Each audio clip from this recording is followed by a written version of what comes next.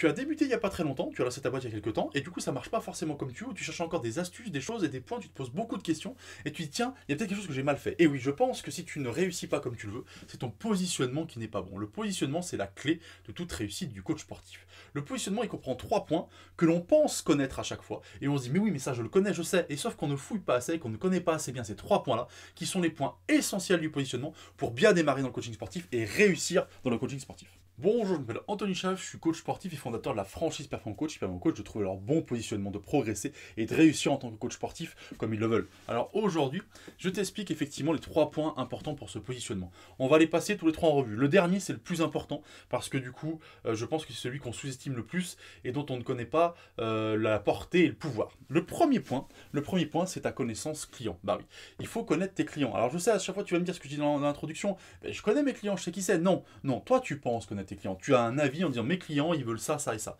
Mais ce qui doit être intéressant, et là où tu te gourres, je pense, c'est que tu dois savoir vraiment ce que veulent tes clients. C'est eux qui doivent te le dire. C'est ces gens-là qui doivent t'aider, te communiquer. Et c'est en ayant fouillé de ce côté-là que tu vas trouver vraiment profondément ce que veulent tes clients et c'est comme ça que tu pourras le mieux y répondre. Si tu estimes que, bah, tu vas pas tout le temps te tromper, mais tu vas ne toucher qu'une partie et tu vas pas assez les toucher parce que tu n'auras pas les bons mots, la bonne manière. Bref, il faut que tu connaisses tes clients sur le bout des doigts et ça, il n'y a que eux qui peuvent te l'apprendre, que tes futurs clients, que des gens qui ont été clients, etc. etc., etc.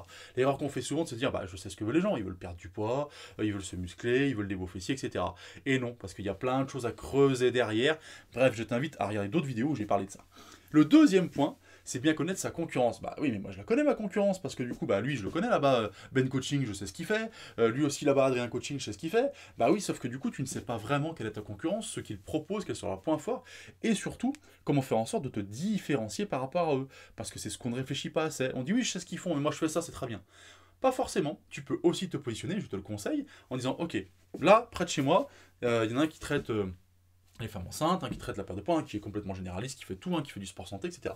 Moi, où est-ce que je vais me positionner et comment je vais faire dans cette ville pour réussir? Parce que du coup, dans cette ville, peut-être qu'il n'y a pas un certain point que moi je peux amener et du coup, trouver une niche de marché, c'est le terme technique, une niche de marché qui va me permettre de réussir. Et souvent, on ne fait pas du tout cette réflexion-là. On fonce tête baissée avec son idée et on ne réussit pas et on use beaucoup d'énergie, alors que du coup, avec un autre positionnement, et ben très simplement, on pourrait réussir beaucoup plus vite. Le troisième point, j'y arrive et je t'ai dit que c'était le plus important, pourtant c'est le plus sous-estimé. Je pense que c'est la connaissance de toi-même. Oui, parce que du coup, les gens s'attachent à un coach, les gens s'attachent à une personnalité, les gens viennent pour une personnalité, les gens que tu rencontres en entretien sont là en train de te juger, te dire lui il peut m'aider ou lui il peut pas m'aider. Et du coup, si toi tu ne te connais pas bien, si toi tu ne sais pas jouer sur tes forces, si toi tu ne connais pas tes faiblesses, tu ne connais pas les points que tu dois développer, et bah du coup, tu vas être une moins bonne version de toi-même et tu vas signer beaucoup moins de clients, c'est-à-dire que tu vas avoir effectivement peut-être des rendez-vous clients si déjà tu arrives à en trouver. Et en plus, derrière, vu que tu n'auras pas eu une communication de base correcte, tu vas pas avoir assez de clients. Ensuite, si derrière tu arrives à en avoir quelques-uns, c'est très bien, je te félicite déjà, tu vas les rencontrer, mais tu vas avoir un taux de réussite et transformation, on va dire, de prospect de peut-être moins de 50%. Si tu as une bonne méthode de vente et si tu sais bien qui tu es toi, et qu'elle est adaptée à toi, tu vas avoir un taux de réussite qui est de 90%, voire 100% même des fois. Donc du coup, je te conseille de regarder le ratio, c'est important d'avoir ce ratio-là en tête. Et si tu te connais encore mieux que ça, tes clients vont être fidélisés parce qu'ils vont s'éclater auprès de toi, ils vont avoir une relation humaine avec toi, et là tu vas voir, ça va être gagné, tu vas les garder pendant 2, 3, 4, 5, 6 ans. Bref, et ça c'est important. S'il y a beaucoup de gens qui te quittent, alors que du coup, ça fait peut-être que 6 mois qu'ils sont là, pose-toi des questions. Écoute, si tu veux plus d'informations, plus de choses comme ça sur ton métier de coach sportif, savoir comment réussir, savoir comment faire en sorte de passer les 100 000 euros de chiffre d'affaires à la fin de l'année, tu cliques en dessous, il y a ma newsletter, et du coup, tous les jours, tu recevras des vidéos qui vont te conseiller sur ce métier magnifique qu'est le métier de coach sportif, mais pour ça, il faut les bons outils, la bonne méthode, et c'est ce que je te propose. Bonne journée, à bientôt!